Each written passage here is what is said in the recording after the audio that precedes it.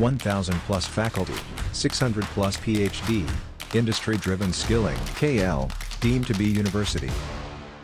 ఉద్యమ నేత professor Kodandaram sir ఒకవైపు గవర్నర్ కోటాలో ఎమ్మెల్సీకి ఎన్నికయ్యారు. ఒకవైపు టీజేఎస్ పార్టీ అధ్యక్షులుగా ఉన్నటువంటి కోదండరాం మరి నెక్స్ట్ అక్కడ ఏ విధంగా ఉండబోతుంటారు, ఎటువంటి గలం విప్పబోతున్నారు, ఆయన పాత్ర ఒకవైపు కూడా చట్టసభల్లో ఏ విధంగా ఉంది అని ఆయన్ని అడిగి తెలుసుకుందాం. సార్ ముందుగా కంగ్రాచులేషన్స్ అండి. ఎలా ఉండబోతుంది సార్ మీ పాత్ర నెక్స్ట్ చట్టసభల్లోకి అడుగు పెట్టబోతున్నారు? కొత్త పాత్రే ఇది మాకు. వాస్తవానికి ఇదివరకు ఉన్న పనులు ఏమేం చేసినామో అవే పనులు చేస్తాండ. ప్రజల దగ్గరికి పోవటం, తెలుసుకోవటం, పరిష్కారాన్ని కోరుకోవటం. మా దృష్టిలో చాలా కీలకం ఏంటంటే అధికారం అనేది సమస్యల పరిష్కారానికి ఉపయోగపడాలి, ప్రజల జీవన ప్రమాణాలు పెంచడానికి, రాజ్యాంగ విలువలను విస్తరించడానికి ఉపయోగపడాలి. అదే నిబద్ధతతో భవిష్యత్తులో కూడా మేము పనిచేస్తాం. పనిని ముందుకు తీసుకెళ్ళటానికి ఇది ఉపయోగపడుతుంది అనేటువంటి ఆశ మాకుంది. కాబట్టి తప్పనిసరిగా ఇది మాకు కాంగ్రెస్ పార్టీకి కూడా మేము కృతజ్ఞతలు, ముఖ్యంగా ముఖ్యమంత్రి రేవంత్ రెడ్డి గారికి, గవర్నర్ గారికి కూడా కృతజ్ఞతలు తెలియజేస్తున్నాం ఈ అవకాశం కల్పించినందుకు. ఈ వేదిక ద్వారా కూడా సమస్యలను లేవనెత్తుతాం. అయితే ఒక రెండు చాలా కీలక మార్పులు ఏం జరిగినాయి అంటే, మా మిత్రపక్షం అధికారంలోకి వచ్చింది, మాకు సంతోషం. మేమేమీ ఆశించకుండా సపోర్ట్ చేసినాం, వాళ్ళు గెలిచిండ్రు, అధికారంలోకి వచ్చిండ్రు. రెండో మార్పు ఇక్కడ కనబడుతున్నది అంటే, ప్రభుత్వం ప్రజలతో సంబంధాలను సజీవంగా కాపాడుకోవటం, మంత్రులు క్రియాశీలకంగా పనిచేయటం, ఎవరైనా వింటున్నారు, ప్రయత్నం అయితే చేస్తున్నారు. తెలంగాణలో అభివృద్ధిని సాధించాలని ఒక తపన ఉంది. మరి ఈ నేపథ్యం చాలా అరుదుగా ఏర్పడుతూ ఉంటుంది ఇట్లాంటి పరిస్థితులు. కాబట్టి చాలా వరకు ఒక మాట ద్వారా, ముచ్చట ద్వారా కొంత సామరస్యపూర్వకంగా పరిష్కరించుకోవటానికి అవకాశం ఉంది. కాబట్టి మా బాధ్యత ఒకటి అదనంగా పెరిగింది. విషయాలను ఏంటి, సమస్యలు పరిష్కారం ఏంది, ఎవరికి చెప్పాలి, ఎట్లా చెప్పాలి, దాన్ని అమలు ఎట్లా చేయించుకోవాలనేది ఇవాళ మా మీద ఒక కొత్త రకంగా పనిచేయటం అనేది ఇప్పుడు మా మీద పడినటువంటి బాధ్యత. ఈ పని మేము సీరియస్గానే చేస్తాము, సీరియస్గానే ఈ బాధ్యతలను కూడా నిర్వర్తిస్తామనేటువంటి నమ్మకం అయితే ఉంది మాకు. కాబట్టి ఇది ఒక తెలియని ఒక జోన్లోకి ఎంటర్ అవుతున్నాం, కానీ తెలుసుకుంటాం. పని అయితే పాతదే, కానీ కొత్త వ్యవస్థల్లో కొత్త పద్ధతులను పెంపొందించుకోవాల్సిన అవసరం ఉంటుంది. ఆ పద్ధతులను పెంపొందించుకుంటాం, దాన్ని కూడా నేర్చుకొని సమర్థవంతంగా నిర్వహిస్తాం. ప్రజలకు ఒకటే హామీ మేము ఇచ్చేది ఏంటంటే, ఇదివరకటి మాదిరిగానే మేము మీకోసం ఉంటాం, నిలబడతాం, పనిచేస్తాం. దొరికిన అవకాశం కూడా ప్రజల మేలు చేసే సంక్షేమం కోసం, తెలంగాణ అభివృద్ధి కోసమే ఉపయోగిస్తామని కూడా ఈ సందర్భంగా హామీ ఇవ్వదలిచింది. కానీ ప్రతిపక్షంలో ఉన్నప్పుడు మిత్రపక్షం వేరు, ఇప్పుడు ప్రభుత్వ పక్షం. అంటే మీరు నేరుగా గతంలో ఏ విధంగా ఉన్నారో ఆ విధంగానే ఉంటారా? ఏదైనా కొంచెం చిన్నగా మెలికలు ఉండే అవకాశం ఉంది కదా సార్? ఉంటాయి, కొన్ని ఉంటాయి కావచ్చు, కానీ ఏదో ఒక తొవ్వ అయితే ఉంటుందని ఒక నమ్మకం.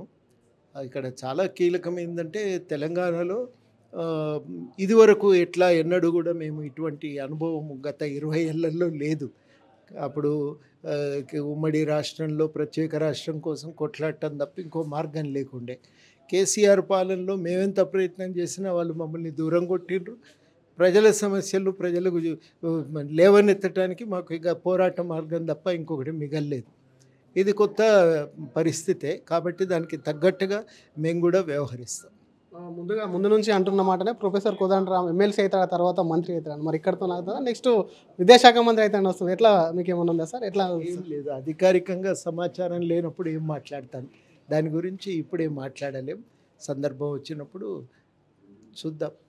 పార్లమెంట్ ఎన్నికల్లో ఆల్రెడీ అసెంబ్లీ ఎన్నికల్లో పార్టీకి మద్దతు ఇచ్చారు, మరి పార్లమెంట్ ఎన్నికల్లో మీరు పోటీకి దిగుతారా, మళ్ళీ మద్దతుగానే వెళ్తారు? అంటే ఢిల్లీలో కూడా ఒక మార్పు అయితే రావాలి. ఎందుకంటే 1-2 కుటుంబాలు లాభపడుతున్నాయి, ధరలు పెరిగిపోతున్నాయి, నిరుద్యోగిత తీవ్రమవుతుంది, ఇక ఈ బ్యాంకులు దివాలా తీసే పరిస్థితికి చేరుకుంటున్నాయి. ఈ పరిస్థితుల్లో తప్పకుండా ఒక ఢిల్లీలో కూడా మార్పు అయితే జరగాలి.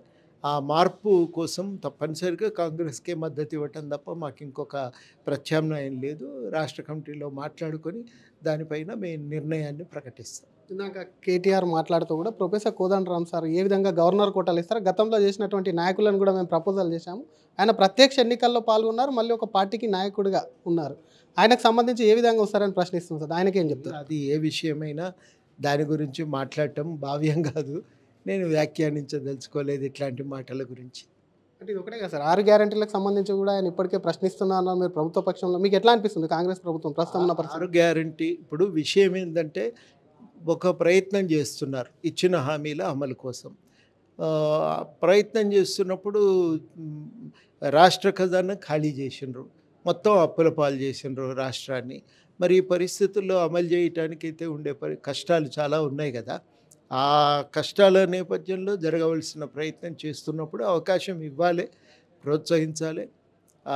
వీలైనంత తొందరగా రాష్ట్రం ఈ సంక్షోభం, ఆర్థిక విత్త సంక్షోభం నుంచి బయటపడే ప్రయత్నం అయితే జరగాలి. గవర్నమెంట్ ప్రతిపక్షమేమో మేము మస్తు ఆస్తులు కూడబెట్టినామన్నారు, అవేమో గోదావరిలో కొట్టుకుపోయే పరిస్థితి. ఇక మిగిలింది ఏంది? అప్పులు మాత్రమే మిగిలినాయి. ఆస్తులు పోయినాయి, అప్పులు మిగిలినాయి. ఈ అప్పులు మిగిలినాయి కాబట్టి ఇక ఈ అప్పులను ఎట్లా తగ్గించుకోవాలి, భారాన్ని తగ్గించి ఉన్న వనరులను ప్రజల కోసం ఎట్లా ఖర్చు పెట్టాలనేది అయితే ఒక చిక్కుముడే కదా. దాన్ని జాగ్రత్తగా విప్పుకుంటూ ముందుకు పోవాలి. అదొక భాగమైతే, రెండోది ఇచ్చిన హామీలను అమలు చేయటమే కాదు, రాష్ట్రాన్ని అభివృద్ధి పథంలో ముందుకు కూడా నడిపించాలి. రెండింటిని సమకాలంలో పరిపూర్తి చేయటానికి పూనుకోవటం, ఇవి కొంత రాష్ట్ర ప్రభుత్వం ఇప్పుడున్న పరిస్థితుల్లో ఇబ్బందులను ఎదుర్కొంటుంది. స్పీడ్ బ్రేకర్స్ చాలా ఉన్నాయి కాబట్టి ఉరికే పరిస్థితి లేకపోయినా ఇప్పుడు మేము కూడా తప్పనిసరిగా ఈ సందర్భాన్ని అర్థం చేసుకునే వ్యవహరించవలసి వస్తుంది. దానికి అతీతంగా ఏం మాట్లాడినా అది ప్రయోజనం ఉండదు, ప్రజలకు లాభం చేసేది కాదు. ప్రొఫెసర్ కోదండరాం సార్, టీజేఎస్కి సంబంధించి కేవలం ఎమ్మెల్సీతో ఆగిపోయింది, ఇంకేదన్నా పదవులు అడగన్నారు పార్టీకి సంబంధించి? ఉన్నాయి కదా, ఇంకా కొన్ని హామీలు ఉన్నాయి. హామీల మేరకు అడుగుతాం తప్పకుండా. కొన్ని కార్పొరేషన్లు, జిల్లా స్థాయి పోస్టులు, ఇంకో ఎమ్మెల్సీ, అవి కూడా ఎప్పుడో ఒకప్పుడు వారు నెరవేరుస్తారని అనుకుంటున్నాం. విశ్వాసం అయితే ఉంది. అది మా దాంట్లో కూడా అర్హులైన వాళ్ళు, పనిచేసే వాళ్లకు ఏదో ఒకటి దొరికితే ఏమవుతుందంటే, తెలంగాణ రాజకీయాల్లో ఉపయుక్తమైన పాత్ర పోషించగలిగే వాళ్ళు కాబట్టి వాళ్ళకు అవకాశం అయితే దక్కాలి. ఉద్యమ నేత ఆచార్యులు ముందుగా ఎమ్మెల్సీ అయినారంటే నిరుద్యోగులు బాగా సంతోషపడుతున్నటువంటి పరిస్థితి. వాళ్ళకు మీరు ఇచ్చే భరోసా ఏంది? చట్టసభలో ఏ విధంగా వాళ్ళ సమస్యలు లేవనెత్తారు? ఇక వాళ్ళ కోసం పనిచేసినాం కదా, భవిష్యత్తులో కూడా చేస్తాం కూడా. అది తప్పకుండా గ్యారంటీ ఇస్తాం. కాస్త నిరాశ నిస్పృహలో ఉన్నారు సార్, ప్రస్తుతం కాంగ్రెస్ రాగానే జాబ్ క్యాలెండర్ ఇంకేయట్లేదని చెప్పి వాళ్ళకు ఏం భరోసా ఇస్తారు? ఇప్పుడు కమిటీ అయింది, ప్రక్షాళన జరుగుతున్నది కాబట్టి తొందరలో 1-2 నోటిఫికేషన్లు విడుదలైతే పిల్లలు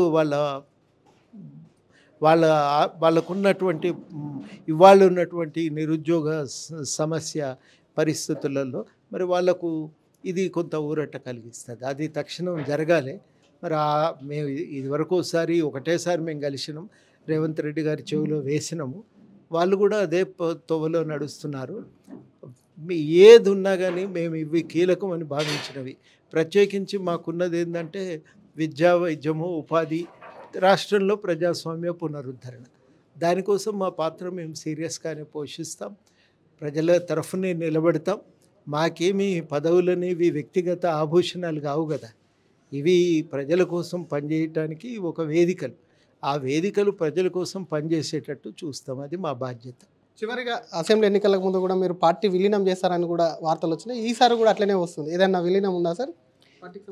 మాకంటే మీడియాకే ఎక్కువ ఇంట్రెస్ట్ ఉంది, ఇంత పోతే అయిపోనని చూస్తున్నారు కానీ మేము అట్లా బయట వాళ్ళం కాదు. లత్కోరి చెట్టు లెక్క మేము మిగులే ఉంటాం, కొట్లాడుతూనే ఉంటాం.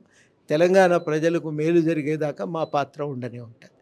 Thank you sir. ఇది ఆ ప్రభుత్వ పక్షంలో ఉన్నప్పటికీ మిత్రపక్షంలో ఏ విధంగా అయితే ఉన్నాం అదే విధంగా ప్రశ్నిస్తూనే ఉంటాం. మరోవైపు నిరుద్యోగుల సమస్య ఏదైతే ఉందో దానిపైన కూడా పోరాడుతూనే నిరుద్యోగులకు న్యాయం కల్పించేలా కూడా ఒకవైపు కూడా పోరాటం ఉధృతంగా ఉంటుంది అని చెప్పి కూడా ప్రొఫెసర్ కోదండరాం అంటున్నారు. మరోవైపు తన సంబంధించి పార్టీకి సంబంధించి వచ్చే లోక్సభ ఎన్నికలకు సంబంధించి మాత్రం కాంగ్రెస్తోనే ముందుకు వెళ్తాం. మరోవైపు పార్టీని ఎట్టి పరిస్థితుల్లో విలీనం చేసే ప్రసక్తే లేదని చెప్పి కూడా ప్రొఫెసర్ కోదండరాం అంటున్నారు. కెమెరామ్యాన్ దయాతో శ్రీధర్, RTV హైదరాబాద్. మరిన్ని వీడియోస్ కోసం ఛానల్ ని సబ్స్క్రైబ్ చేయండి, లేటెస్ట్ అప్డేట్స్ కోసం వాట్సాప్ ఛానల్ ని ఫాలో చేయండి అండ్ లింక్ డిస్క్రిప్షన్ లో ఉంది.